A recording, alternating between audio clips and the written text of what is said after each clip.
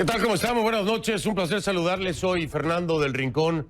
Bienvenido a Conclusiones. Hoy, por supuesto, le digo brevemente, continuamos con Bolivia y, por supuesto, ponemos nuestra atención en Colombia. El día de hoy, pues era muy temido, lo voy a decir así, ¿no? Era muy temido por muchas personas, por lo que pudiera ocurrir en este paro nacional. Finalmente, fue un triunfo para Duque. Se logró lo que se buscaba con el paro. Las cosas se mantuvieron en control. Vamos a echarle un ojo a Colombia. Digo, ya sabe usted, con tantos movimientos sociales en Latinoamérica, bueno, no se veían muy bien las cosas para Iván Duque en Colombia. De eso también vamos a estar hablando. Pero iniciamos con Bolivia, por supuesto, así que vamos para allá.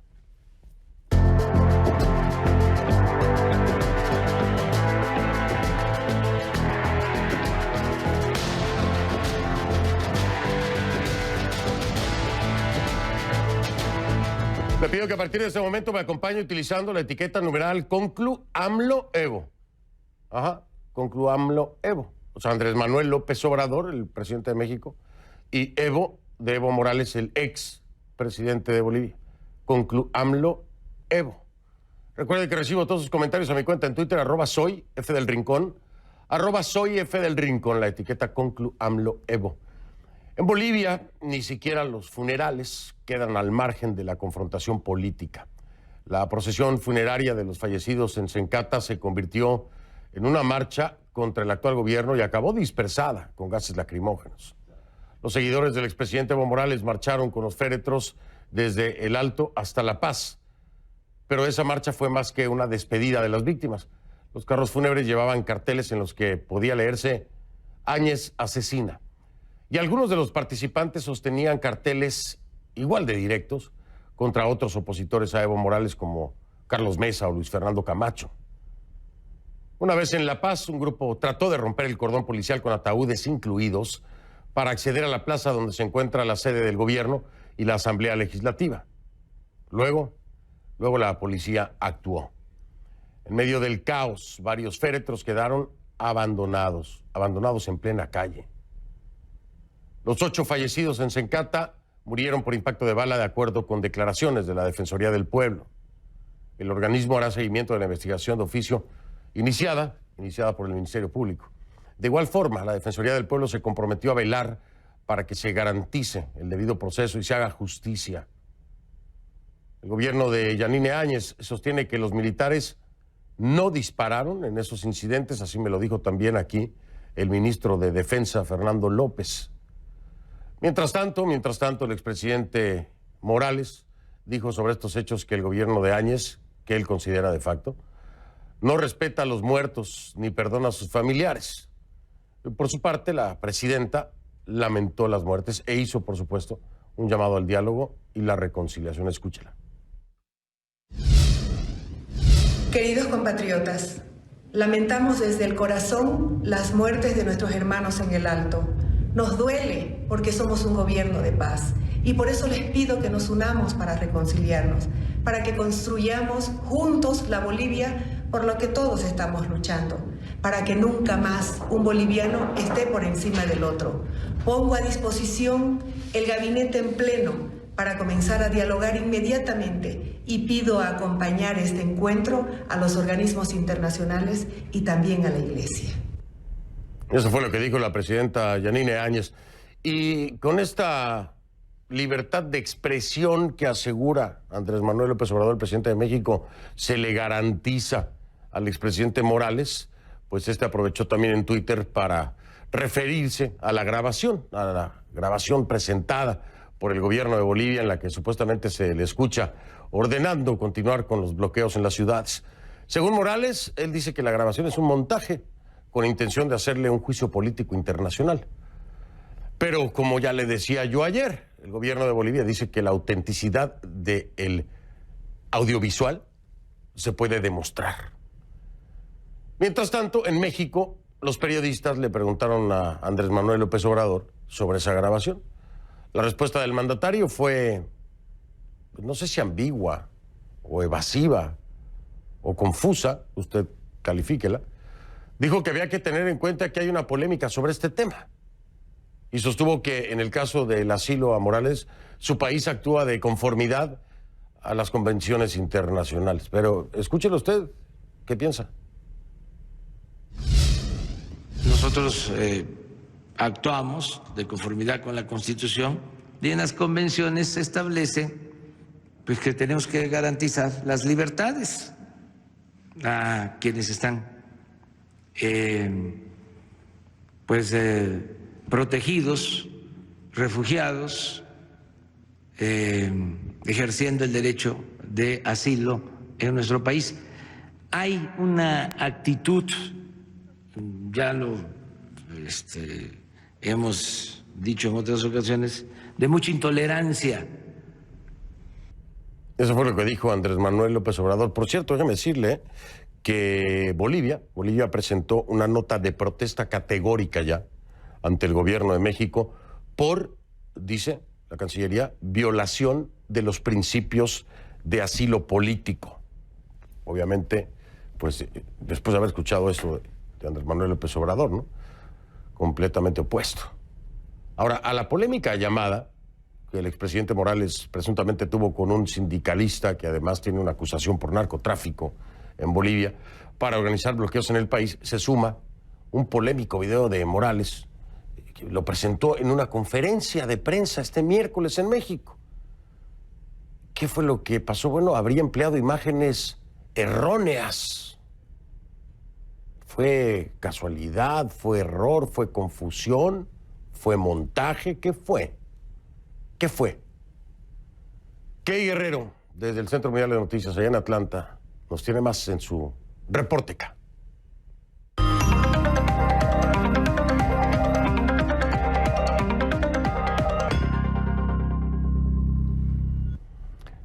Oye, Key, ¿cómo estás? Buenas noches. Oye, es insólito lo que pasó con este video presentado por Evo Morales. No sé, se habrá equivocado, yo qué sé. Pero bueno, asegurándole a la prensa que estaba ahí que eso es lo que estaba pasando en Bolivia. Y bueno, no era en Bolivia, ni siquiera es de este año. Hablando de montajes, ¿no? Retomando las palabras del propio Evo, hablando de montajes. No sé si tú nos puedas dar una pequeña guía. ¿Se habrá equivocado el que subió el video? ¿O cómo estuvo la cosa? ¿Cómo estás, Key? Bien, Fernando, buenas noches. Yo no sé qué pasó con este video que el presidente Morales mostró no solamente a la prensa mexicana, sino también a la prensa internacional. Pero lo que hay que decir es que desde el comienzo de las manifestaciones en Bolivia, el pasado 20 de octubre, el país vive una crisis social, política, pero también una crisis informativa, o más bien una crisis desinformativa. Ha sido muy difícil para la prensa, y eso tú lo sabes, cubrir estos eventos debido a la cantidad de fotografías y videos falsos que a veces se comparten en redes sociales, pero imágenes también que incluso están siendo citadas y que han sido presentadas por figuras que son protagónicas en este conflicto. Por eso, Fernando, durante esta conferencia y durante este proceso, la verificación ha sido muy clave. El ejemplo que tú mencionas este miércoles, cuando el expresidente Evo Morales ofrece la conferencia de prensa en Ciudad de México, argumentando una vez más que había ganado las elecciones presidenciales, elecciones que, como sabemos, la OEA ya calificó como fraudulentas. Pero Morales, en este video, él habla sobre la situación del país y hace como un resumen de varios días de manifestaciones. Y en uno de los videos que está en ese resumen, nos damos cuenta que está completamente fuera de contexto porque conocemos este video, pero el otro que presenta es falso. Estos son los dos videos que te menciono.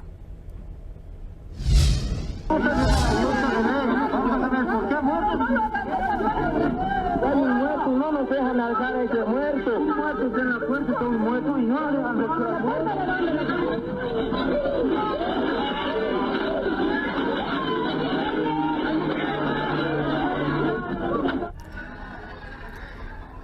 Fernando, comenzamos con el video que está fuera de contexto. Morales cita una interacción entre uniformados y manifestantes que ocurrió este martes en la ciudad del Alto, esto muy cerca de La Paz.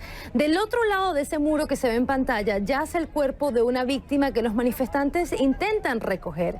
El video que presentó Morales dice que los militares estaban intentando robarse el cuerpo, pero en el video completo que CNN obtuvo el martes y que se presentó acá en Conclusiones, se da muestra de que los militares le responden a estas señoras que solo la familia puede acercarse y más adelante se muestra incluso a una señora, presuntamente un familiar, acompañando el cadáver. Esto es una versión sin editar de ese video, Fernando.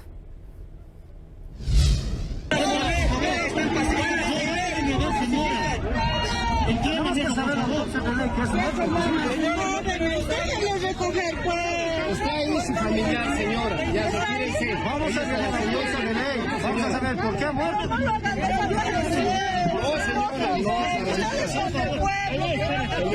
Fernando, el segundo video es un poco más peligroso, digámoslo así, ese video que presentó Morales, porque es falso. En él se ve a un policía que ataca a un hombre con un casco y Morales presentó estas imágenes para argumentar que esto es lo que había pasado en Bolivia en los últimos días, pero los hechos en realidad ocurrieron en México el 2 de octubre del año 2013 durante una marcha conmemorando el aniversario de la matanza de Tlatelolco. Este es el video original, Fernando, nuevamente sin edición.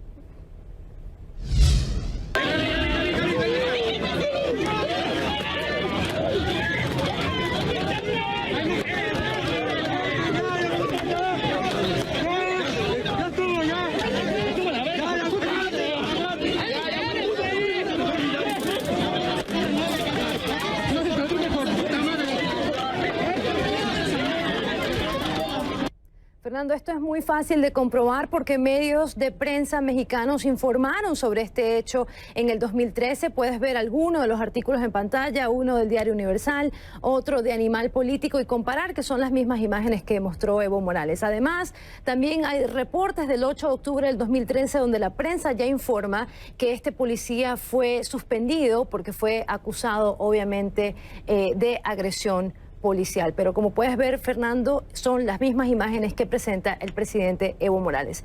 Pero esta desinformación, hay que decirlo, afecta a ambos lados del conflicto en Bolivia y en ocasiones también proviene de ambos lados del conflicto. Por ejemplo, en los últimos días, el gobierno que preside o que encabeza la presidenta interina Yanine Áñez ha hecho algunas conferencias de prensa donde ha dado datos incompletos sobre ciertos eventos y en otra ocasión, Fernando, como tú sabes, también han mencionado hechos que por lo menos acá en conclusiones no hemos podido confirmar de manera independiente, Fernando. Efectivamente que hay que decirlo de parte y parte. Ayer, y lo voy a traer a la mesa, ayer por la noche le pedíamos prueba de la sentencia que decía el ministro de Gobierno, el ministro Murillo, que hay en contra de la persona que aparece en la llamada telefónica, ¿no? Sentencia por narcotráfico. Quedó muy formalmente enviarnos los documentos. Nosotros ya habíamos verificado, tú lo verificaste, Kay, ¿correcto? La acusación. Exactamente, ¿cierto? sí. Sí, la acusación está disponible en un portal digital. Eso desde ayer, lo teníamos claro, lo dijimos, se lo dije yo, lo dijiste tú.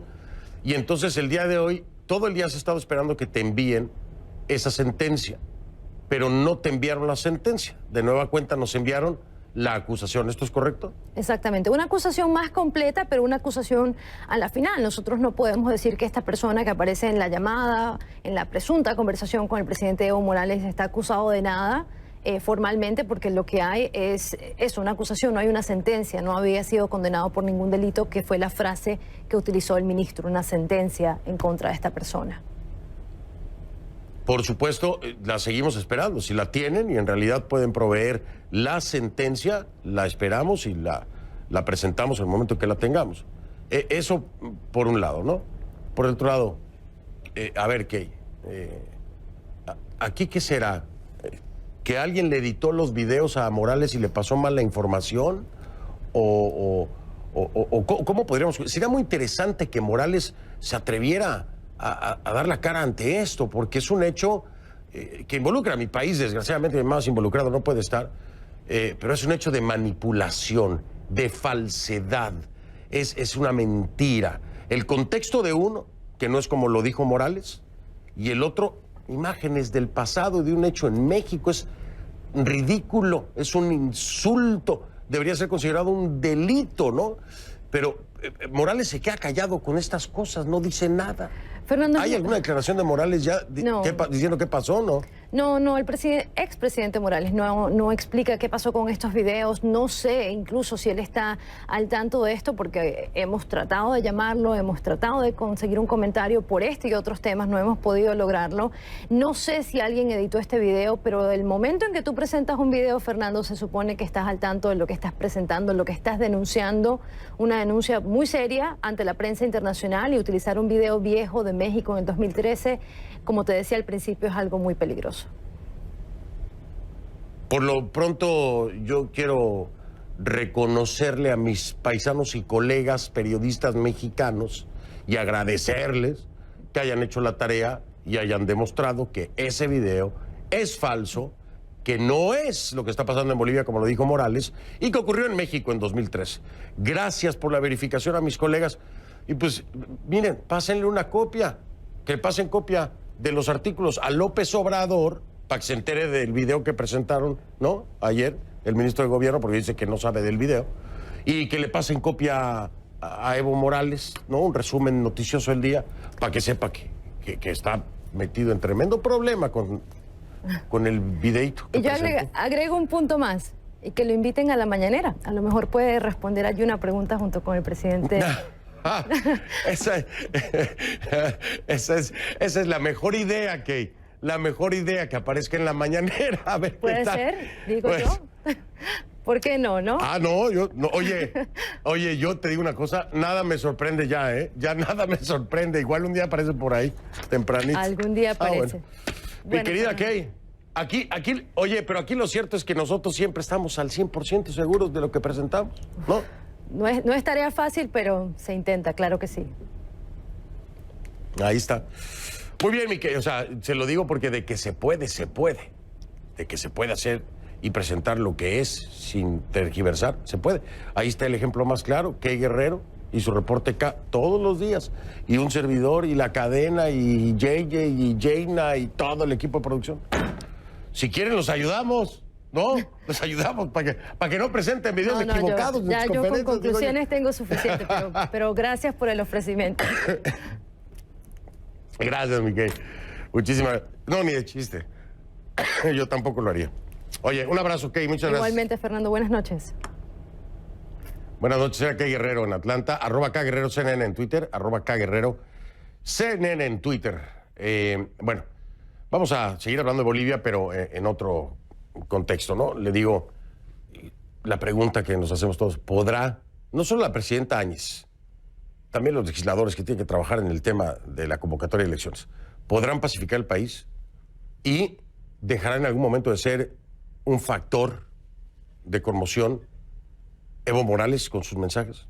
Esa es la pregunta que todos nos hacemos. Vamos a hablar de otras cosas y de esto con mi próximo invitado, mientras le doy un trago aquí a mi agua, porque si no me ahogo. Ya venimos con él entonces.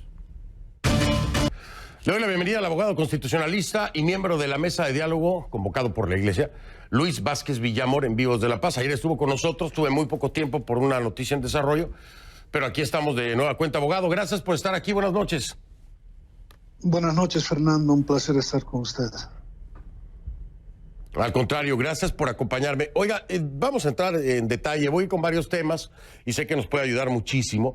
El ministro de Gobierno, Arturo Murillo, me dijo ayer que el Estado demandará a Evo Morales ante la Corte Penal Internacional de La Haya, usted lo escuchó, por crímenes de lesa humanidad, esto a raíz del audiovisual que presentara, ¿no? En la que aseguran que es la voz de Morales, en una llamada telefónica, da instrucciones a un personaje que además está acusado por narcotráfico para bloquear las ciudades. Partiendo de esto, y lo que dice el ministro Murillo, ¿qué tan factible es?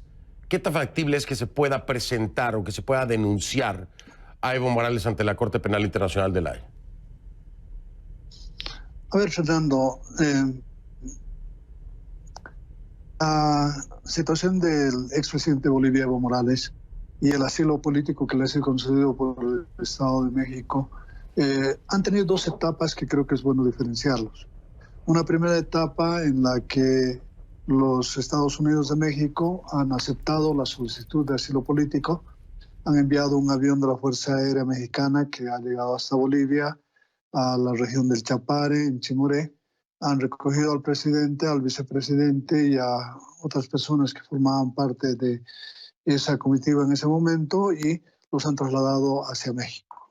A partir de eso se ha constituido un hecho que la doctrina latinoamericana lo denomina como asilo político. En general, cuando hablamos a nivel global, nos referimos básicamente al Estatuto del Refugiado, la condición de refugiado que está sancionada por la Convención de Viena de 1950. Pero en América Latina hablamos mucho del desarrollo de este concepto del asilo político.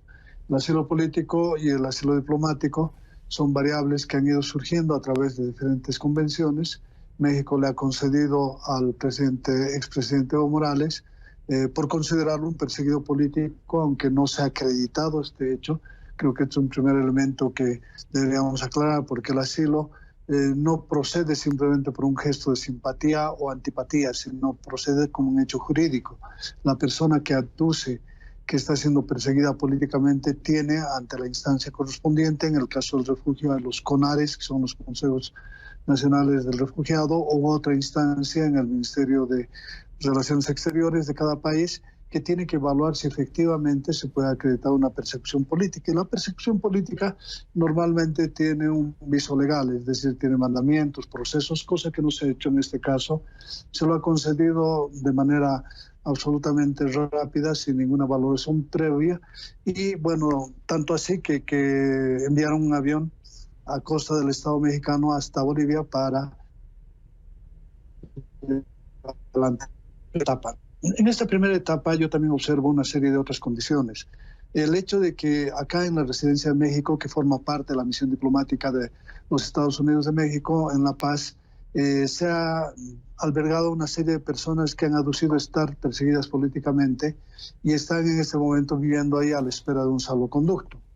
Sin embargo, en muchos de estos casos, la Embajada de México en La Paz ha permitido que la gente ingrese de noche, salga de día. En el día, estas personas han venido haciendo una serie de actividades, digamos, de confrontación, como el caso de la expresidenta del Senado, que de noche estaba asilada en la Residencia de México y en la mañana salía para participar en marchas públicas, en fin, todo eso. Y esto no es concebible, porque si bien la misión diplomática está ubicada física y geográficamente en La Paz, sin embargo forma parte de un concepto que está protegido en una inmunidad que le concede tanto las convenciones de Viena como las propias convenciones de asilo en América Latina. Entonces, la persona no puede entrar y salir, no es una especie de una puerta que da vueltas, que puede entrar y salir el rato que sea. Una vez que una persona entra al territorio mexicano, idealmente concebido, aunque se encuentre físicamente en Bolivia, pero la residencia forma parte del Estado mexicano, la persona no puede entrar y salir. Sin embargo, han venido ocurriendo estos hechos. Esta es una primera etapa. Ya la etapa que se vuelve un poco más compleja y que creo que es necesario analizarla es la actitud ya en el marco penal. Es decir, hay delitos de carácter internacional que se han venido cometiendo por parte del expresidente Evo Morales, que tienen un carácter internacional porque el iter criminis, como se denomina, o sea, la forma de producción de un delito, nace en el territorio mexicano, es decir, empieza en el territorio mexicano, pero los resultados se producen en Bolivia, las víctimas están en Bolivia. Y en este caso, el hecho de que México político lo proteja al expresidente Evo Morales, incluso le financia económicamente, que no está comprendido en ninguna de las convenciones sobre asilo, bueno, es una parte, pero la otra parte es que México ha firmado el Estatuto de Roma, de la Corte Penal Internacional, de 17 de julio de 1998. Al suscribir y ratificar esta convención internacional, México ha comprometido la fe del Estado mexicano en el cumplimiento de esta convención. Hay un principio que se llama el pacta sunt servanda, que quiere decir que los estados asumen la obligación de cumplir las convenciones. Y dentro de esta convención se tipifican dos delitos que creo que es bueno hablarlos. Uno es el delito de genocidio y el otro es el de lesiones gravísimas a los derechos fundamentales, que está tipificada en el artículo 7 del Estatuto de Roma. Abogado, abogado, perdón que lo interrumpa, déjeme marcar una pausa. Regreso para que puntualicemos en estos dos delitos que me acaba de mencionar, en el tema de genocidio y derechos humanos, para que podamos profundizar. No lo quiero interrumpir cuando arrancamos en este punto. Aquí está el contexto del por qué México está incumpliendo acuerdos internacionales en su procedimiento. Y como lo decía el abogado, no solamente es lo que está ocurriendo con Evo en México, sino lo que está ocurriendo en Bolivia, en la embajada, porque no es un hotel. Y además, el asilo se otorga, como lo decía el abogado, pues para proteger a una persona que se dice perseguida. Y esas personas que pidieron asilo en una embajada, se supone que no puedan regresar a territorio boliviano porque corre peligro su vida. Por eso se asila también, ¿no? De acuerdo a muchas convenciones. Pero sería la definición más llana y más simple. Voy a regresar con el abogado constitucionalista Luis Vázquez Villamor para que sigamos profundizando en esto, en la corresponsabilidad del gobierno de Andrés Manuel López Obrador, en el incumplimiento de acuerdos internacionales, en el manejo del asilo otorgado a Evo Morales y también a miembros del partido MAS allá en Bolivia, en la Embajada Mexicana. Por supuesto, más adelante vamos a tocar Colombia para entender si los reclamos son válidos, los reclamos de las protestas, cuántos de ellos lo son y qué podemos evaluar el día de hoy con lo ocurrido. ¿Se logró el objetivo por ambas partes? Tal vez. ¿Se habrá logrado por ambas partes? Es decir, el gobierno de Duque y la manifestación, el paro nacional, el movimiento social, ¿logró también su objetivo? Vamos a hablar de eso más adelante. Estoy de regreso con el abogado constitucionalista y miembro de la mesa de diálogo convocada por la Iglesia, Luis Vázquez Villamor, en vivo desde La Paz. Y nos habíamos quedado, abogado, en el tema precisamente de los delitos internacionales en los que se podría estar incurriendo o que se podría sustentar la demanda que pretende el gobierno de Yanine Áñez presentar ante la Corte Penal Internacional de La Haya en contra de Evo Morales. Me decía de dos principales que pudieran ser figuras de sustento para esta intención del gobierno transitorio. Dígame, por favor, y puntualicemos y profundicemos. Lo escucho. A ver, en lo primero me refiero a los crímenes de lesa humanidad que están tipificados en el artículo 7 del Estatuto de Roma, y concretamente me refiero al carácter del exterminio, que es así como lo denomina esta Convención Internacional. Y se entiende por exterminio la situación y la acción deliberada de una persona o de un grupo de personas que someten a otro grupo de personas a condiciones de grave aislamiento, de tal manera que a través de un ataque generalizado se están aislando a estas personas y se les está impidiendo el acceso a, digamos, la alimentación, al vestido, al transporte, a la salud. Y esto constituye un delito de lesa humanidad tipificado por el Estatuto de Roma. En este momento, la ciudad de La Paz y también la ciudad de Cochabamba son millones de personas que están sufriendo un cerco que lo amenazó literalmente el presidente Evo Morales. Dijo, vamos a acercar la paz, les vamos a enseñar lo que es el cerco, y durante semanas no se puede acceder ni a los alimentos, ni a las medicinas, ni a la posibilidad de transportarse entre ciudades, lo cual está afectando gravemente y está traumatizando la vida de una ciudad. La escasez de alimentos es cada vez más notoria. La gente está acudiendo de manera desesperada, ya con un pánico colectivo, para tratar de comprar lo que pueda comprar cuando los precios están en franca escalada, y están tratando de abastecerse porque cada día que pasa hay menos carne, hay menos pan, hay menos leche, y por lo tanto se está afectando la vida y la salud de una población, y esto es un crimen de lesa humanidad. Por otro lado, sí, también se ha denunciado, es importante hablar de ese gravísimo atentado a la estación de Sencata en la ciudad del Alto de La Paz. Este gravísimo atentado tenía como la posibilidad de impacto la muerte de aproximadamente 10.000 personas. 4.000 personas ubicadas alrededor de esta planta que hubieran muerto calcinadas por una bola de fuego que tenía un espacio o una longitud de 600 metros y una duración de 57 segundos, lo cual representa que en esos 57 segundos más o menos 4.000 habitantes que cercaban esta cosa hubieran muerto de manera prácticamente instantánea, calcinados por el fuego, sin contar las muertes que se hubieran producido por intoxicación y por la caída de proyectiles como garrafas y otros que caerían con una violencia inusitada del cielo. El espacio, digamos, que se ha calculado de posibles víctimas son a 10.000. Sí. Y no ha habido en la historia de la humanidad un acto terrorista individualmente calificado que haya tenido semejante cosa. Y este delito fue originado en el Estado de México y las víctimas iban a ser cobradas en Bolivia, y por lo tanto ahí el Estado mexicano asume una responsabilidad, sí, y el presidente de México asume una responsabilidad porque él conoce de estos hechos y está permitiendo y tolerando que el territorio mexicano sea utilizado como una base de operaciones para acciones terroristas en este caso, o para acciones de crímenes de lesa humanidad. Pues ahí está una explicación más completa, yo creo que no habríamos podido escuchar de parte del abogado constitucionalista Luis Vázquez Villamor en vivo desde La Paz. Este es el contexto internacional, esta es la corresponsabilidad que de acuerdo al derecho internacional estaría incurriendo, en el que estaría incurriendo el gobierno de Andrés Manuel López Obrador, y las posibles consecuencias que esto representa para lo que sea que se sustente ante la Corte Penal Internacional de La Haya, no solo para Evo Morales, también la corresponsabilidad, le repito, del gobierno de Andrés Manuel López Obrador. Abogado, mil gracias por su tiempo y por esta explicación tan amplia y tan clara, obviamente sustentada en el derecho internacional. Muy amable, que tenga buenas noches. Le agradezco a usted. Buenas noches. Buenas noches. Vamos a la pausa, vamos a cambiar el tema, nos vamos a ir a Colombia. El paro nacional, mucha gente, muchísima gente en las calles principales y en las principales ciudades de Colombia. Rechazo a las políticas mayormente económicas, pero hay muchas cosas más detrás. ¿Lograron su objetivo ambos bandos? Vamos a platicarlo al regresar.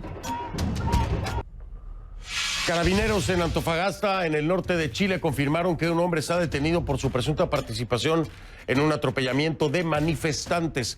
Las autoridades negaron que el presunto involucrado sea un carabinero. No se han dado detalles acerca de cuántas víctimas arrojó este hecho.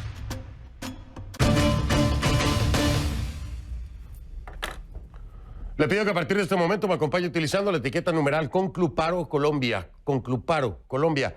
Esa es la etiqueta. Sus comentarios a mi cuenta en Twitter, @soy F del Rincón, @soy F del Rincón, Concluparo Colombia, la etiqueta.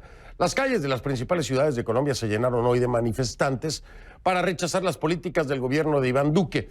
Muchas de ellas políticas económicas, pero otras no. Estudiantes y profesores pidieron más presupuesto, por ejemplo, para educación. Los sindicalistas se opusieron a una posible reforma laboral y del sistema de pensiones. Los indígenas pidieron protección y Duque consideró válidos algunos de esos reclamos. En la mayoría de los casos, las marchas se desarrollaron de forma pacífica, pero en ciudades como Bogotá y Cali hubo disturbios que dejan un saldo provisional de más de 30 policías heridos y más de 40 civiles atendidos en centros médicos. En Cali, las autoridades decretaron toque de queda a partir de las 7 de la tarde. En Suba, en el norte de Bogotá, los manifestantes denunciaron que los agentes de los escuadrones móviles antidisturbios de la policía dispersaron la manifestación con gases lacrimógenos a pesar de que ésta se desarrollaba de forma pacífica. La policía, sin embargo, argumentó que los manifestantes utilizaron barricadas para bloquear las vías, impidiendo la circulación. Y hace unos minutos, el presidente de Colombia, Iván Duque, repudió los incidentes ocurridos en Bogotá y Cali sobre el final de la jornada de protestas. Esto fue lo que dijo, escuche. Los hechos sucedidos con posterioridad a la marcha son vandalismo puro y no obedecen a una expresión de la voluntad popular ni serán legitimados por el derecho a la protesta. No permitiremos saqueos ni atentados contra la propiedad privada y vamos a aplicarles todo el peso de la ley. Pero yo le digo algo, después de lo visto en el Ecuador y lo que está ocurriendo en Chile, muchos temían y se preocupaban porque hoy esto iniciara también en Colombia. Y es la pregunta que todos se hacen. ¿Es una bomba de tiempo? ¿Es posiblemente el próximo epicentro de un estallido social? Después de Chile, de Ecuador. Bueno, pues esa es la gran pregunta. Vamos a hablar de esto y otras cosas más con mi invitada. En un momento es la periodista Salud Hernández. Ella está en vivo desde Bogotá y regreso con ella justo después de la pausa. Ya vengo con ella. visto alguna vez las aguas esmeraldas de Barbados? ¿O a un mayordomo caminar sobre el agua? ¿Alguna vez ha estado en las suites más románticas del mundo? ¿O ha cenado en 11 restaurantes de primera categoría en un mismo resort?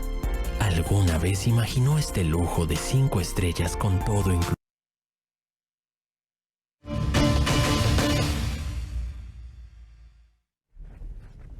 En un momentito más ya estamos conectados con Salud Hernández. ¿Cuáles son las razones del paro nacional, no? En términos generales y en términos más puntuales. Le voy a decir, por ejemplo, la Central Unitaria de Trabajadores, la CUT, dice que es para oponerse a la propuesta de la Asociación Nacional de Instituciones Financieras, que consiste en pagar el 75% del salario de los jóvenes para facilitar su ingreso al mercado laboral. También el tema de la Federación Nacional de Comerciantes de Colombia, que plantea acabar con la indemnización por despidos, horas extras. Es decir, esto es temas laborales concretamente. Ahora, después vienen también los temas sociales. La Organización Nacional Indígena de Colombia, por ejemplo, es por la defensa de la vida y la paz. Hay que recordar que en lo que va del gobierno de Iván Duque, han sido 134 indígenas los asesinados. Por supuesto, esta hace de sus políticas antipopulares en este sentido, y la Organización Nacional Indígena de Colombia tiene esto como un motivo de protesta. Estudiantes, por ejemplo, ¿cuál era el motivo o dónde sustentan el por qué participar en el paro y en este movimiento social? Por proyectos de ley. Es un proyecto de ley, el 2212 de 2019, que es del Centro Democrático, del Partido del Poder, donde dice que el Congreso precariza las condiciones laborales para personas entre 18 y 28 años. Esto es lo que alegan los estudiantes, que los somete a cotización por horas, y esto hace que sea más difícil pensionarlos. En este sentido, también los estudiantes, por la corrupción en las universidades públicas y por un aumento de presupuesto para esta cartera. Eso es del lado de los estudiantes. Fíjese cómo llevamos en tres, ¿no? Laboral, social y en el ámbito de la educación. Ahora viene desde el lado de la política. El senador Jorge Enrique Robledo dice que porque el 70% está entre desempleo y rebusque. Habla de 2-4 millones que aguantan literalmente hambre. También, por supuesto, viene Piedad Córdoba, que habla de muchas cosas. Habla del trabajo informal, habla de niños con desnutrición, habla de abuelos, de pensiones, en fin. Estos son algunos de los reclamos en los que se sustenta este paro nacional. Ya tenemos a Salud, estamos conectados con Salud Hernández. ¿Me dicen? Sí, ya estamos, ok. Le doy la bienvenida entonces. Salud Hernández, periodista, colega en vivo desde Bogotá. Como siempre, me da mucho gusto saludarte. Salud, a ver, hay reclamos, te pregunto, hay reclamos válidos, ¿no? Dentro de todo esto hay reclamos que sí son válidos, que sí tendrían que ser puestos en la mesa por parte del gobierno de Duque y tratar de darle corrección, ¿o qué piensas tú? El problema, buenas noches, Fernando, el problema, buenas noches a ti y a todos tus oyentes. Tu audiencia. El problema principal para mí es que la protesta es tan variopinta y es tan diversa, es un abanico de peticiones que uno no sabe por dónde empezar. Es decir, yo entrevisté esta mañana a varias personas y cada uno quería una cosa, es como una lista de la compra. Entonces, claro que son válidas muchas protestas. Algunas obedecen a noticias falsas, otras obedecen a realidades, y en general un descontento que la gente siente que el gobierno no satisface sus necesidades o que el país no les da lo que ellos merecen. Había otros, por ejemplo, que se quejaban de una empresa privada, un matrimonio de empresarios, tenían 25 empleados y se quejaban de pagar muchos impuestos y que el dinero que ellos entregan al Estado solamente sirve para que los corruptos se lo embolsillen. Entonces, como te digo, hay unos camioneros porque tienen un problema con el Ministerio de Transporte que les ha retirado sus vehículos. Es decir, es tan variopinta la opción que yo no sé qué va a pasar. ¿Cómo puedes tú satisfacer a tanta gente? No, y mira, es imposible. Yo creo que ningún gobierno nunca en la historia de la humanidad ha podido hacerlo y no creo que vaya a poder hacerlo tampoco nunca, ¿no? Pero el gran temor, Salud, el gran temor, Salud, era que esto se fuera a convertir en algo como Ecuador o como Chile. Ese era el gran temor. Tú lo sabes, yo lo sé, teníamos los ojos puestos en Colombia el día de hoy y te pregunto, Finalmente no ocurrió lo que muchos temíamos o lo que pronosticaban algunos. ¿Cuál crees tú que haya sido el factor? ¿Las dos partes ganaron, supieron hacerlo bien las dos partes? ¿O por qué, afortunadamente, hoy no estamos viendo algo como Ecuador o Chile? Sí, es cierto que había ese temor por un lado, pero también había, en la oposición había el interés o la creencia de que iban a salir las multitudes que salieron en Chile. Es decir, para mí, hoy la marcha, yo que ya he estado en varias, pues llevo 20 años en Bogotá y he visto varias, no fue una marcha tan multitudinaria como cabría esperar. Entonces, por un lado esperaban una violencia, o estaban preparados para evitar una violencia como la de Chile, que yo no la veía tan factible, porque no se veían esos elementos que han funcionado en otros países y se tomaron medidas desde hace semanas, yo creo que encaminadas a prevenirlo, entonces a evitarlo. Entonces, ni ha habido esa violencia, pero tampoco han habido esa respuesta social que los líderes de la oposición, que aunque han estado apartados, porque esto era pues una protesta, digamos, espontánea o social, con políticos aparte, pero los líderes de la oposición sí esperaban propinarle un castigo, un golpe a Duque, y yo creo que no ha salido la gente en los volúmenes que esperaban. Bueno, pero esto no quiere decir que, y lo decías tú hace un momento, no quiere decir que sea la primera ni la última, vaya, me refiero a que puede venir más de estas manifestaciones, más de estos paros. Oye, me da mucho coraje porque se nos fue tiempo con el problema que teníamos de comunicación. Yo quería hablar más tiempo contigo, como siempre lo hago, y me voy a tener que despedir por estos tiempos de televisión. Pero a ver si te logro convencer de nuevo para que me acompañes, como siempre lo hacemos. Encantada, cuando quieras. Yo conozco lo que es el periodismo y las dificultades, no te preocupes. Encantada. No, yo lo sé, gracias. Salud siempre es muy comprensiva, por supuesto.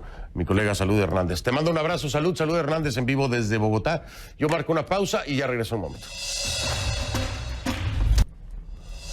Soy Fernando del Rincón, como siempre le digo, si no lo vio en conclusiones, no lo vio. Nos vemos mañana, gracias.